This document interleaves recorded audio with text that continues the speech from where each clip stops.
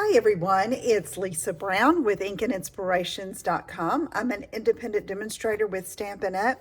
And in this video, I am just bringing back a project that I made recently because I wanted to remind you that if you made this blessing box with these little 3x3 cards, and I'll try to have the link to the video up here somewhere where you can go back and see the process and me talking about the purpose of this little box. But in a nutshell, it's making some little cards that you can either hand out during the month of November to express your gratitude to those who provide a service for you, or if you just want to leave them places anonymously. And I believe, I pray about it and hope that the right person needs to find the card. So I just wanted to remind you, if you haven't made one, you still have time, even if you don't make the box, although it is nice to have these to store them in. I've used our little 3x3 envelopes, and I've used the Gather Together.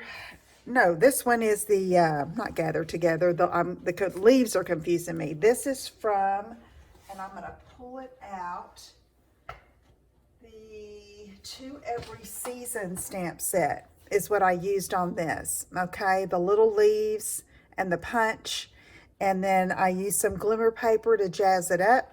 And I've already prepared most of these. What I've done is I've found a Bible verse that expresses gratitude or praise or thanksgiving and put those in each of the cards, okay?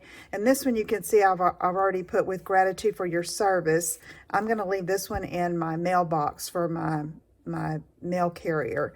And then as I think of where I'm going to leave them, or if it's going to be just an anonymous leaving it somewhere and hoping and praying that the right person finds it, I'll just write a little note of encouragement in here. But these are just about ready to go.